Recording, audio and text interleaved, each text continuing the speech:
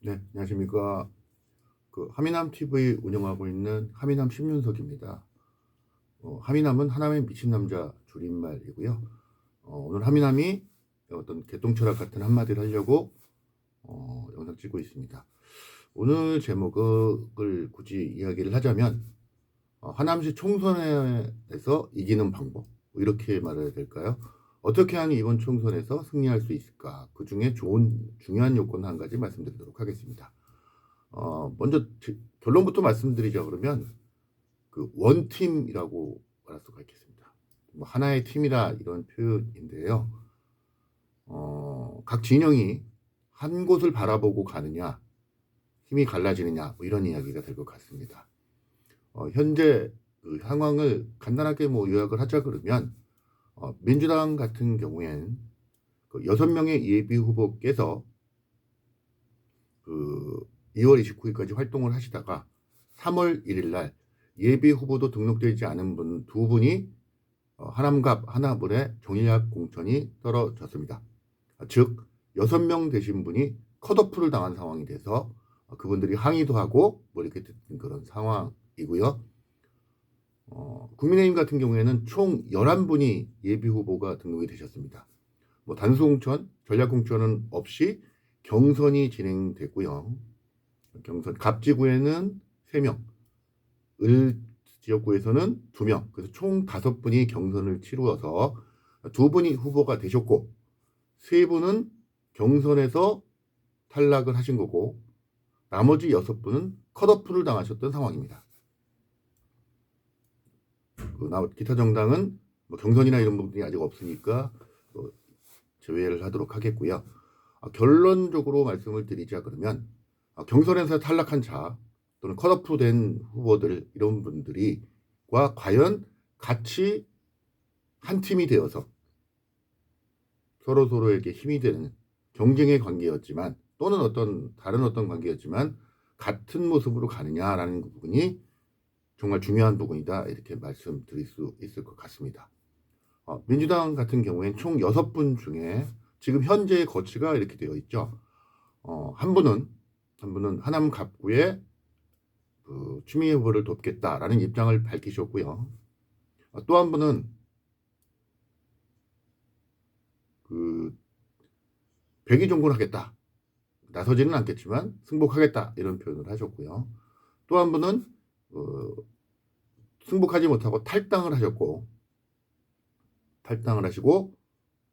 타당에 입당을 하셔서 무소속 타당에 통해서 출마하는 것으로 가닥을 잡고 계신 것으로 알고 있고요.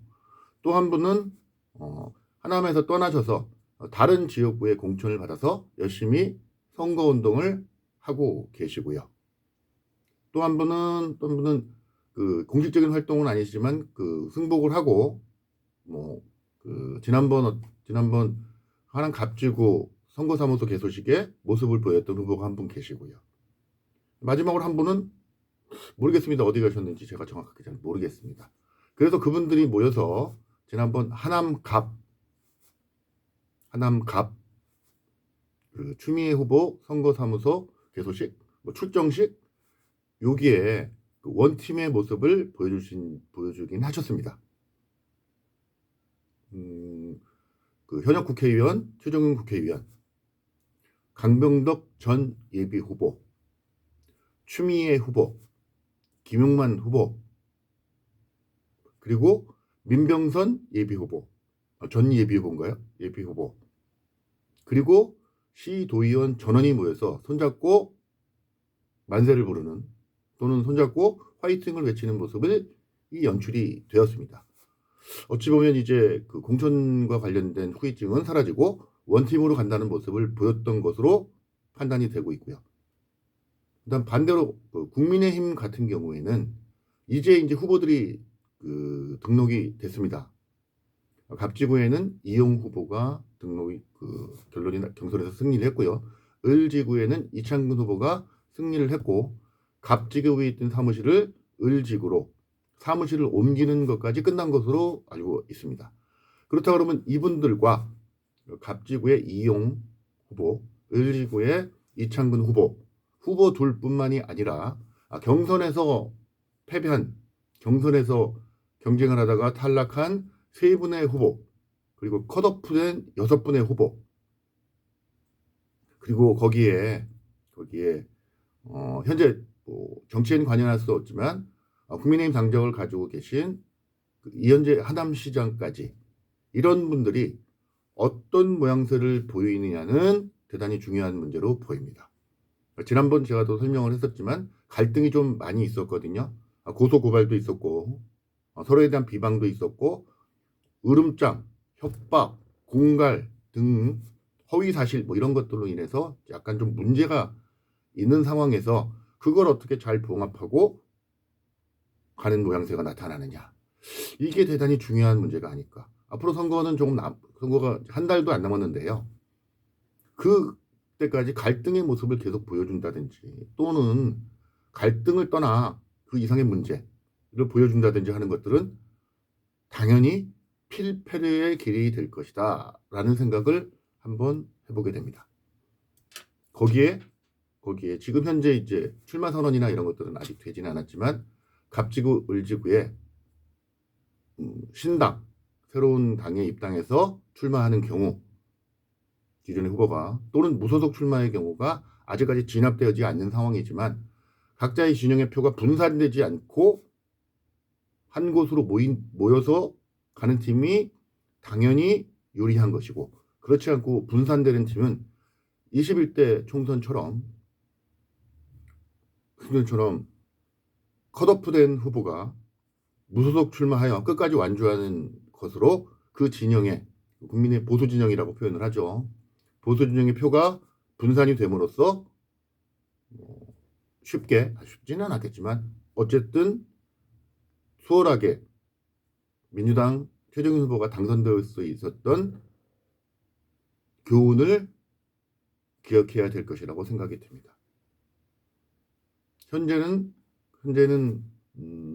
을지구가 그런 모습이 좀 우려가 되고 있죠.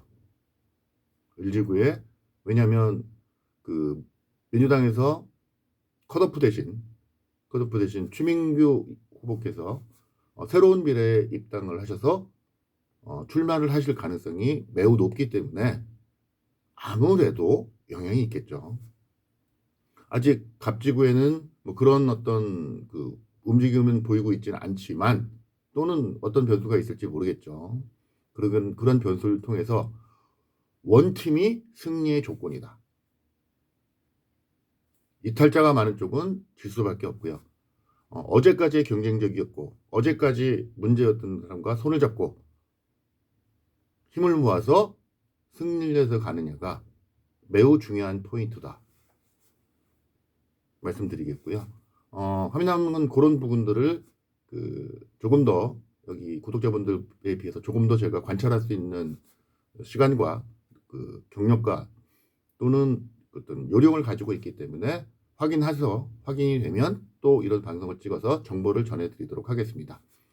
다음 시간에는 갑지구하고 을지구의 후보님들을 어떤 부분에서 뭐 객관적으로 판단할 수는 없겠지만 나름대로의 어떤 포인트를 가지고 제 하미남의 개똥철학으로